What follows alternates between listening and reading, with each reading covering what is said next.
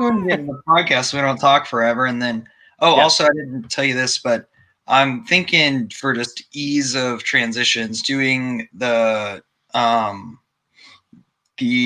what is it called? The main podcast on this stream, and then switching streams, which I'll just send you on Twitter real quick, and then doing the next one on the other stream. It'll just be a quick one, and I'm not expecting this to take too long, 30, 40 minutes, honestly. Yeah. We'll just see. I mean, you've been on a couple times too, so that's sort of like the thing. Yeah. That's pretty straightforward. Too much. Which can happen. Yeah. All right. I'll go ahead and start with the intro. And it's Elequin, right? Just making sure. Exactly. Yeah. Cool.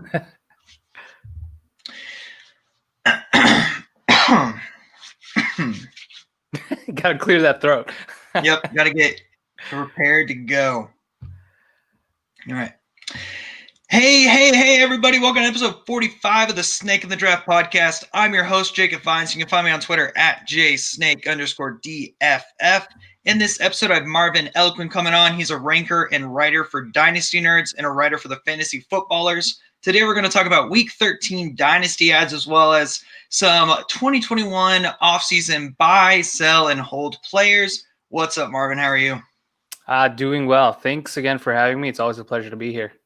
Yeah, this is your third show, I think, right? Yeah, third show. You and Adam Hutchinson are fighting for the most shows. I think I've had him on 3 times, and I told him, and the offer still goes for you, is that once you're on like 5-ish shows, you're going to get your little name in the corner of the little Twitter logo of the podcast. I don't know how well that's going to work. Maybe I'll have to do it in the banner or something, but I don't know. It's sort of fun, That's awesome. Hey, something to look forward to. Hey, there we go. One thing I did want to touch on that I didn't actually put on the show notes was everybody, freaking out about, the game being moved to Wednesday. And this is recorded on Monday evening before the Monday Night Football game. And I'm talking about the Ravens Steelers. Everybody, just calm down. Just listen to what your platform's doing. Follow what it's doing. Don't freak out. It's going to work out. If you're using replacement players and the game doesn't happen, use the replacement players. If you're not, that was a risk you took for not putting those players in. If both games count towards Week 13, that'd be a craziness thing. But again, just follow your platform. What do you think? You agree, Marvin? Just sort of follow your platform. Calm down. Yeah, exactly. Relax, because it's going to all work itself out. I can't imagine a platform's going to push this out to the next week. I'm assuming they're going to try to push out the waivers, which I think ESPN already announced that they would do. And so you'd have until Wednesday for Week 12. And if that's the case, I don't think that really changes anything from moving it Monday night to Tuesday night and to Wednesday Night Football. It's just another game, hopefully with more healthy guys coming in, maybe, but it's only a day, day moved out, so it might not be too different. Yeah, I would still expect like Lamar Jackson not to play and stuff like that, and it'll be interesting to see how it goes on for the Steelers. I know they're supposed to have, I think, a Monday night game now instead of Sunday that already moved, so. I know they're the ones that are getting messed over the most with the COVID stuff because they're like, we're keeping our act together. We just have a couple players here and there, and then they faced the Titans, and that game got canceled, and then now it's the Ravens. So, they are undefeated, though. So if you're a Steelers fan, you can rejoice in that. You are undefeated. Exactly. You're locked for the playoffs. That's all you need to know. That's true. Speaking of a player that may have locked some people into playoffs this last week for fantasy football, Tyreek Hill, he ended up going for in PPR leagues. It was a whopping 57.9 PPR points. And, my question to you, Marvin, is actually about Tyreek Hill or Devontae Adams for your Dynasty wide receiver 1. Hill has been healthy every game this season, and, he does have that QB stability for years to come, but he is still averaging around 2 points per game less than Devontae Adams, and that is even with a 50-point game, which is absolutely nuts. Adams will most likely, have Rodgers in 2021, but we don't really know beyond that. I don't know if Jordan Love's the answer. I don't know who's the answer. And also, if anybody doesn't know Marvin, he is a Packers fan, so he's going to give us the ins and outs on the Packers. And so who do you want with it? Do you want Hill? Do you want Adams? Is it more just a coin flip, or what's your preference? As a Packers fan, I'd say Adams, but if I were unbiased, I would definitely think it's a coin flip. I sort of lean on Tyreek Hill because, like you mentioned, the longevity and the consistency with Mahomes and a great coach and just a great environment to continue to produce for fantasy. The one thing that Adams has on his end, at least for now, is that he's the unquestioned number one target, where I think Kelsey is rightfully one of the top targets for Mahomes. And I don't believe he's going to decline anytime soon. I know he's older, but he'll still produce at least for the next 2 to 3 years, in my opinion. But it all comes down to Aaron Rodgers. It depends on what they do with him. I am not convinced yet. I know that as a Packers fan, it was a really questionable pick. I did not like it, but I wonder if he's going to be the quarterback in 2021 or even 2022. I'm not sure if he will be, because Jordan Love, that is, because Aaron Rodgers has performed so well. I think as long as he continues to play at an elite level, they'll continue to keep him and play with him. And as long as they're winning games, I can't imagine they move away from him, because they ultimately have the control, right? They can play Jordan Love, or they could keep him or even trade him. Right, he has 5 years on his contract, so there's no rush right now. So if I'm just looking at a 2 to 3 year window, I think Adams could still be this productive. Yeah, I like that call with Adams. I still lean Adams slightly, but like we already mentioned, it's a coin flip. One thing that surprised me is, Tyreek Hill is known as this guy typically that's a boom or bust player, but this year he's been really consistent. Every game except for one, he's had 15 or more fantasy points. One thing that has helped Adams, though, is he's had, I think, 3 games with 30 or more points, while Tyreek Hill obviously has the one this last week and then one other one. But yeah, I think, honestly, if you have either player, you're pretty happy right now.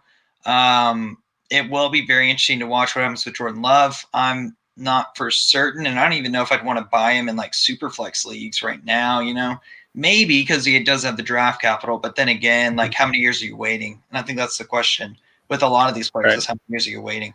Yeah, it's all about price, really. If you can get him for a third in a Superflex league, that's a no-brainer. Even a late second, I especially as a Rodgers fantasy manager, I would definitely do that. I think he holds more value to whoever has Aaron Rodgers, but like you said, you don't want to pay for someone and just hold them on your bench for years.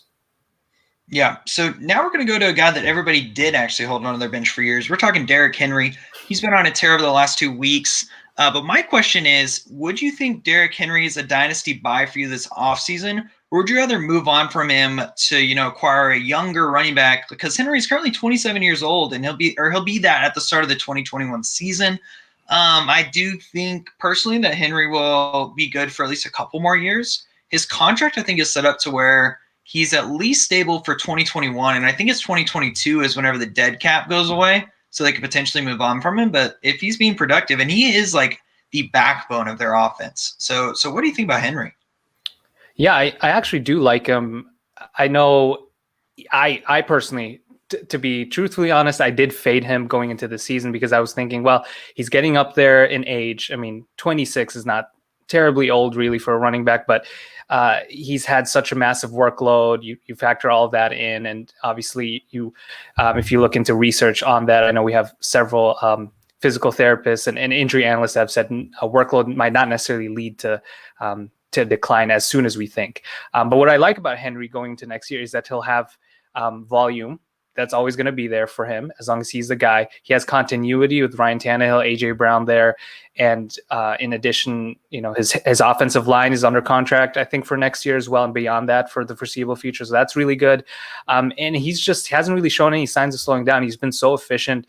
One of the best, evaded tackles per touch running backs, yards created per touch running backs, just truly an elite running back in creating yards beyond what the line is giving him. And I think that's important. And because of that, I am definitely fine with trading for him, but it always depends on your situation.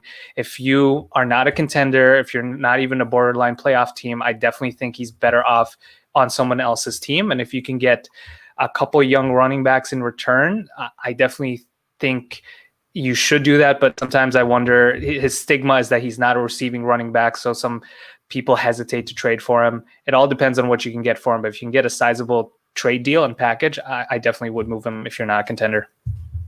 Yeah, and I agree with you there. And actually, I was mentioning before the show about a potential trade that I'm thinking of doing, and this is in a 12-team Superflex start two tight end premium league, which that makes tight end value just extremely high. And on this team, I have George Kittle and Jonathan Taylor, who I'm thinking about trading away, and then getting Derrick Henry and Darren Waller. The main reason I like this trade for my team is that it lines me up to actually be one of those solid contenders for this year. And at the same time, I don't have any rookie picks for 2021 and 2022 based on some trades I've done. I would not recommend anybody doing that. It puts you a little bit in a pickle because then you start going a little crazy. But yeah, what do you think about that? Potentially moving Jonathan Taylor and George Kittle for Derrick Henry and Darren Waller to make a push for a championship? Yeah, I definitely think that's a solid deal. I think right now, Jonathan Taylor, considering his values declined, it's kind of more on par with Henry, while Henry's value has increased. So I think that's kind of an even trade in that sense. And Waller, in my opinion, is one of the more underrated dynasty tight ends. He's not one of the top names that you think of: George Kittle, Travis Kelce, Mark Andrews, even, but he has been as productive as those guys in spurts, right? And so I think if you can't use George Kittle this year, most likely in your lineup, so getting Darren Waller, who's a great fill-in, and Henry, who I think has an amazing schedule for the rest of the season, if I remember correctly, that makes him, to me, the RB1 rest of season, and should retain plenty of value in Dynasty going into the offseason if you wanted to trade him again. So I think it's a good deal. Yeah, that's I'm hoping that it works out. I was trying to get some add-on pieces like a Curtis Samuel or something like that to my side, just with moving George Kittle, but the manager was like, "Nope, I'm not doing it." And I was like, "You know what? I won't. I'm going to go for the championship. I won't be stubborn." Because my tight ends in the league, they're okay. It's Robert Tonyan, who we're about to talk about, Evan Ingram, Logan Thomas, and Kyle Rudolph. So they actually all had a good week this week, but it's just I don't feel like I have that superstar tight end to really provide some week-to-week consistency, which is something you'll want in the playoffs. You don't want to play a guy like Robert Tonyan or Evan Ingram and they go and get you 3 points, and you're like, well, that was my week, everybody. My bad. Yeah, you definitely need those elite tight ends in a 2 tight end league. That's a must. Yeah, so now we're going to go to Robert Tonyan. So my question to you, Marvin, is who is the future tight end for the Packers? Because, Tonyan, he's currently the tight end 1 on the week and is tight end 5 in PPR points per game for tight ends who have played 10 or more games. The main reason, I'm concerned with Tonyan is he's under contract after 2020, while Sternberger is on the cheap. One strike against Sternberger, which I think this is mainly related to red zone work, is Mercedes Lewis does currently have more PPR fantasy points than Sternberger. So where do you lean with Tonyan versus Sternberger? Do you see Tonyan as a dynasty sell, especially if you're in like a start 2 tight end league and you could potentially get maybe early 2021 second for him? Oh, yeah, absolutely. I think at early 2021 second, it would be just an amazing deal considering how good this upcoming tight end class is going to be.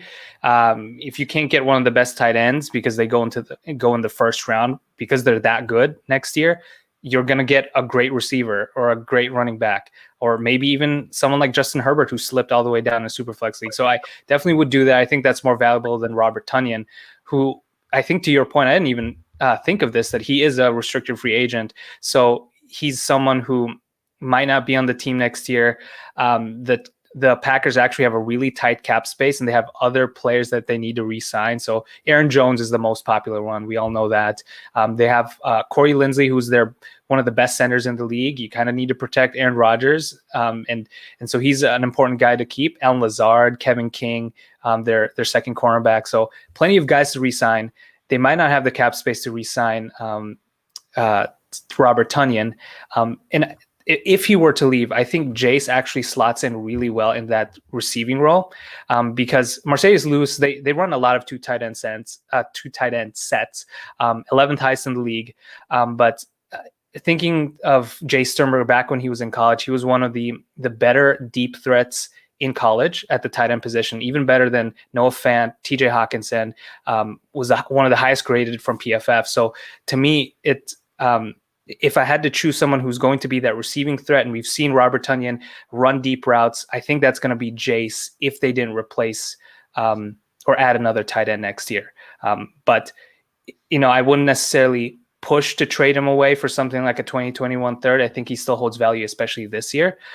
He's going to be at least a middling tight end 2 with tight end 1 upside. So it all depends on what you can get. But if you can get a 2021 second, especially a high one, I think there are more valuable players in this draft class than Robert Tonyan. Awesome, and I agree. So we're going to actually go to some Dynasty ads now.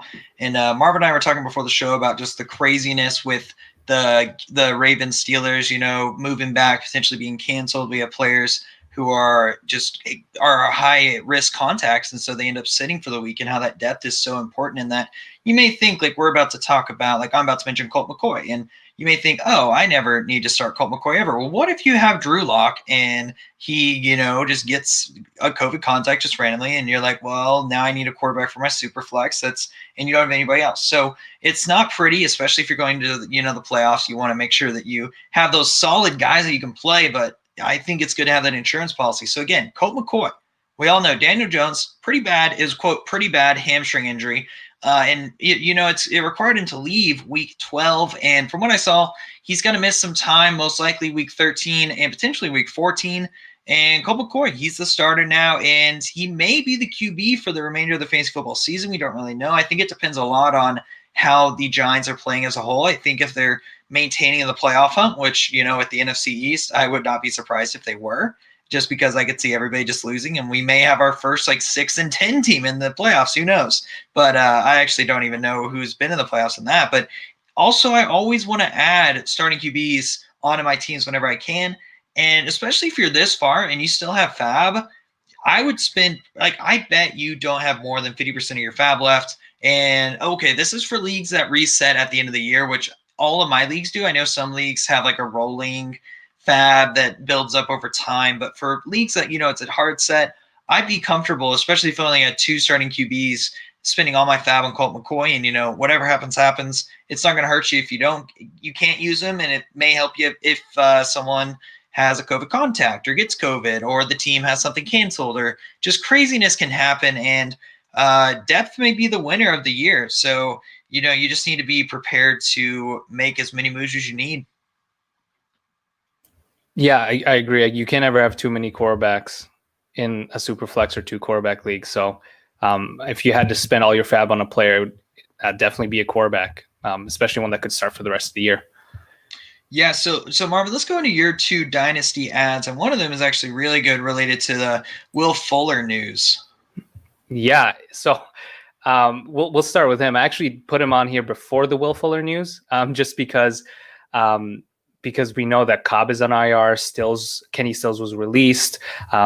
There was potentially some opportunity there, and that's Isaiah Coulter, who was a 5th round pick out of Rhode Island for the Houston Texans.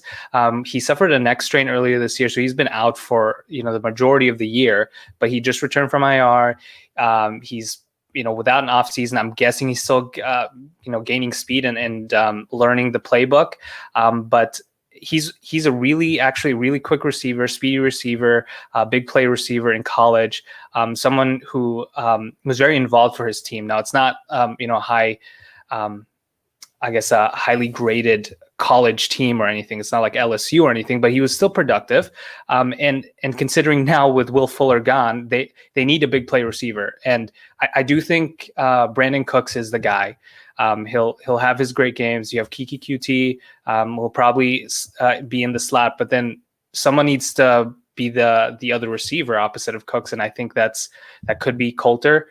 And honestly, for someone who's sitting on the waiver wire, who you could maybe spend 20% of your fab, or maybe even less, and get him, I think someone who could be a starting receiver in an offense is worth the fab. Yeah, I'd comfortably spend 20%, if not more, in my fab, because he's probably the wide receiver 2 for Deshaun Watson the rest of the year, which this also could launch the tight ends for the Texans up a notch as well. And once David Johnson is back, he's been playing relatively well for how the Texans, running backs in general, have been playing. So, I like the call of Isaiah Coulter. And then your other guy was, how do you pronounce his first name? Equinemius St. Brown. There we go. Thank you, Marvin. Yeah. So he's more of a really deep dive, I think we've already talked about Devontae Adams for the Packers offense, who's the wide receiver one. You have Allen Lazard, but MVS this past week had a pretty high snap share, but he actually had 0 targets, while Equanimeous St. Brown had a season-high 54% of snaps, 3 touches on 46 yards, and they use him all over the field. So he's not just outside receiver or slot receiver. They move him around. And so to me, if MVS, who's kind of lost the trust, at least it seems, with some of the untimely mistakes he's made, some of the drops, it's possible they move away from him and give someone else an opportunity. And I believe they just signed Tavon Austin, so there's more competition there. But Equanimeous St. Brown has been in the offense for the last, I believe, 3 years. The same draft class as MVS, but has just had bad luck with injuries. So there might be opportunity there. Someone who you could grab really, and I don't expect him to cost more than 5% of your fab, because I'm not sure many people are trying to grab him, but he could have value down the stretch with a good fantasy playoff schedule for the Packers. Yeah, that's a great call, especially with, being able to get him under the radar. And you're right. I think you could honestly do a 0% fab. Mm-hmm. I usually try to at least put 2% if I do want a player, which this is a player that I would add in deeper leagues, especially if you have 35 plus roster spots. Yeah, I mean, that's a great call. And I think, if you have players on the end of your bench and you're in the fantasy playoffs, and they're not, the players at the end of your bench aren't scoring points, get them off your bench and put them back on the waiver wire, and get these players like St. Brown on your bench, so you can potentially put them in your lineup if everything goes a little wild. So my final player, and not really final player, but my last player I'm going to mention as a dynasty ad, it's going to be Mohamed Sanu. Sanu actually had the second most targets on the Lions and led all Lions wide receivers in PPR fantasy points. That was because he did have a touchdown. Marvin Jones had way more targets than Sanu, but we don't really know when Kenny Galladay is going to come back. And I would add Sanu as that guy that you can probably get pretty cheap as well, because a lot of people are going to be thinking, Kenny Galladay will come back eventually, right? Well, we've been thinking that for the last 2, 3, maybe 4 weeks, and I don't really know. And he could be a decent flex play in really deep leagues, especially if you're like in a start 11, 12 team league. He may be someone you need to put in your starting lineup. And, I'd really only add Sanu if you're a contender. And we already talked about, the need to improve your depth. I think you can spend like 1 to 5% of your fab on Sanu. If I had plenty of fab, or I was, feeling pretty comfortable with most of my team, I'd spend 5% on someone like Sanu. I think that he just provides a little bit more comfort, especially if you're not quite as deep at wide receiver. Yeah, agreed. Someone who could provide you with just a weekly flex play in the pinch. I think that's pretty valuable, because like you said, we don't know how many games will be delayed or canceled in a couple of weeks. So having depth guys that actually are on the field is pretty valuable and should be on someone's roster at this point. Yeah, and that's what's going to be tough for down the stretch, is we're going to have people that, they're like, oh, I would have won if so-and-so wasn't injured or hurt or COVID, this or that. And, people will say these championships have asterisks on them. Well, you know what? If you win a championship, you won a championship. That's what I'm going to tell you. You got the most depth, and you also got a little lucky, which that's what fantasy football is. So now we're going to go into a newish segment that just started last week, 2021 offseason buy, sell, or holds. And our first one, we're going to go through every position: quarterback, running back, wide receiver, and tight end. The first player on this list is going to be Mitch Trubisky. He had a decent week this last week. He was the quarterback 8, which he had missed some time. And obviously the quarterbacks in general did not play well this week. There was like the top 2, and then there was a big old teardrop. So with Mitch Trubisky, I think that he is actually an interesting dynasty buy. And the main reason I think that, and if you listen to the podcast later in the week, this last week, I sort of talked about, the teams potentially give him a chance and the wanting to have a starting quarterback. And I think he could be either a high-end backup that you can get for like a 2021 third, especially early on in the offseason, or he could potentially start for a team, because he's showing that he's relatively competent. I know he had 2 interceptions this last week, and David Montgomery really helped, with the win in general. But he's someone that I think is probably one of like 5 quarterbacks that'll be free agents that could find themselves in a starting job, or at least in a potential quarterback, fighting for the starting job. So how do you feel about Trubisky? Yeah, I mean, I watched the game yesterday, so some of those interceptions were not pretty, but he's, the thing is about fantasy is that you can separate being a good quarterback and being a good fantasy quarterback. You can be an average or below average quarterback in the NFL, but you might be an elite fantasy quarterback. I mean, you look at Blake Bortles a couple of years back, he just lived in garbage time, and Trubisky, honestly, his fantasy game or performance yesterday, a lot of that came in garbage time. And for fantasy managers, it doesn't matter; it's still points. So I like your thought process there that he could be either a bridge quarterback or someone that, while other things have happened, that he for some reason improves and he's the guy for a team next year and going forward. So if you can get him for 2021 third, I wouldn't hesitate to get honestly pull the trigger there for that trade, because quarterbacks are hard to get. You can hardly trade for one once they're a starter for anything less than a 2021 first. So getting a quarterback at a discount there who could start next year is worth the risk to me. Yeah, and the next year we're going to talk about is actually Ezekiel Elliott, obviously the running back for the Dallas Cowboys. And he, to me, is a little bit harder to pinpoint because you have it to where his value should be pretty low. I'd say it's still about 2 2021 first in value, where it used to be 3 to 4, especially once Saquon went down. But it's really just in 4 out of the last 5 weeks, he hasn't had 10 or more fantasy points. He's had, last week it was 2.9. Then he had a decent week in week 11, 19.4, and this is PPR, 8.9 in week 9, 8.3 in week 8, 6.1 in week 7. It's all this. It just went downhill once Dak was injured.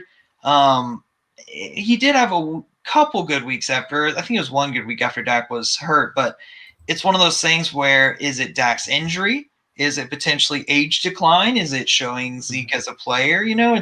It's tough to sort of pinpoint Zeke as a dynasty buy, a dynasty sell, a dynasty hold. I would say my personal view on Zeke is he could be an early offseason dynasty buy depending on how low his price can get if he keeps struggling.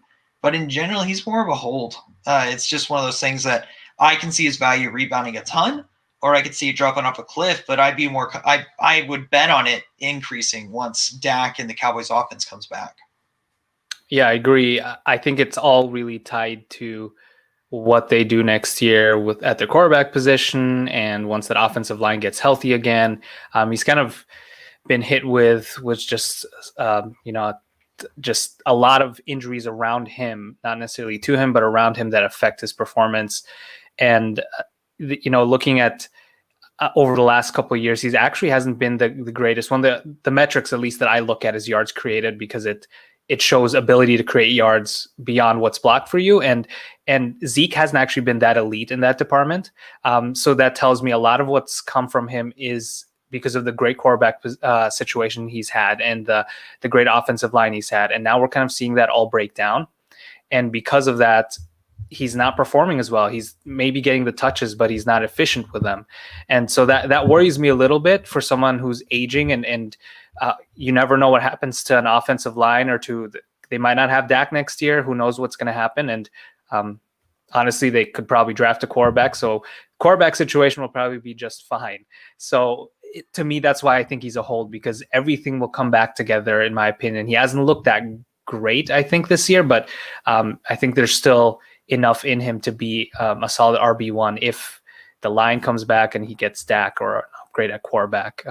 Not an upgrade, because Dak's pretty good. So at least a competent quarterback to help him out next year. Yeah, something I didn't think about is the potential of them to draft a quarterback that early, because they are going to be like a top 10 pick pretty much no matter what, unless if somehow they figure out a way to win, to squeak into playoffs and then get beat the first week, which I would, I saw someone post on Twitter like, oh, the Giants, they really messed up this week. Like they went from 9 to 19, or I don't remember the exact numbers, but it's just, they made the wild card, and that's where they're at, or they're the division leaders right now. And we'll see. I think it'd be fun if it was a Washington football team who ended up making the playoffs and having an Alex Smith run. Even if they lose the first week, I know fans of the Washington football team are probably like, no, let's keep losing. We're totally fine keeping losing. Like, let's get another high pick or maybe even draft a quarterback because Alex Smith isn't the answer. I don't think Dwayne Haskins the answer. That could be a potential team, that someone like Jameis Winston, Mitch Trubisky, one of those vets could end up going to. I don't know who it may be, but maybe even Cam Newton, maybe to make a reappearance with Ron Rivera. Who knows? Mm-hmm. Yeah, I mean, that's about as good of a situation as any for a quarterback with all the receivers that they have and, the running back and that offensive line. So it'll be interesting to see what happens there because there's a lot of fantasy upside to whoever lands there. Yeah. And so we're going to go into wide receivers next. We're going to talk about Michael Thomas. He'll be 28 at the start of the season, which, it's a lot of people like his dynasty value will start to decrease once you turn about 28, 29 as a wide receiver. But in general, production value is typically there. I will say, though, Michael Thomas, Alvin Kamara, all those guys are making me a little bit nervous. Not enough to decrease their value exponentially, but the Taysom Hill Taysom Hill experiment has not gone, quite as well, and it's not really fun to watch. So I don't know if Sean Payton's going to be that stubborn coach that just keeps him in, and if Brees decides to retire after the season, they run with it for another year, or if they'll finally, be like, yeah, we paid him a lot of money, but he'll be a good gadget player again, and we'll get a different quarterback, which I don't know who that'll be. I don't know how they're going to pay a quarterback after they paid Alvin Kamara, and I think if Brees retires, they're still like negative $60 million in cap. Like, it's crazy. Mm-hmm. They probably will figure out a way because every NFL team does. But getting back onto Michael Thomas, I'd say right now with his value and like what we've just seen out of him previously, he's a dynasty buy pretty easily. It's one of those things that he's a buy or a hold. I don't really see him as a sell because to me, his value can only go up in 2021 unless if the quarterback situation maintains with Taysom Hill. Yeah, exactly. I've actually tried to trade him away. In several leagues, because I actually have him in most of my leagues, and no one wants him. No one wants to trade. Like, I've even tried doing like T. Higgins and a 2021 second. I've like just threw that out there to see, not an actual offer, but in a DM, and they said no. So it's clear that there's this just perception that his value is going to continue to decline. It's not going to get better, and I think there is some concern there. He had a good game against the Falcons, if I remember correctly, but against the Broncos, which was a weird game in general, he didn't play as well. But he was still the focal point. He still had the highest weighted opportunity rating among all receivers this week because it was a low volume game, but he was the guy that they threw to for like 6 targets, which was nearly nothing. And so to me, if I would definitely hold him. I think you can't trade him right now because no one really wants him for the value that you would want him to trade him for. And also if you're potentially someone who's been hit with injuries this year and are trying to gear up for a contending position next year, I think Drew Brees might still be there next year. And if so, Michael Thomas will be back to his wide receiver one self. Trade for him now because his value is pretty lower than it should be, in my opinion. Yeah, if Drew Brees comes back, that changes everything for my thoughts on the Saints because I don't know. I'm not quite sure, but at the same time, I feel pretty comfortable about Tom Brady coming back. But then I think for me, I guess it's the contract situation makes me a little bit more like, are they really going to be able to bring Drew Brees back for another year and figure that mess out? And if they can, and I think any team can figure it out, it just depends how much in 3 years, they're really, really, really struggling. So, it's going to be interesting to watch. And the last player we are going to talk about is Austin Hooper. He will be 26 years old at the start of the 2021 season. So, getting into his tight end prime, at least age.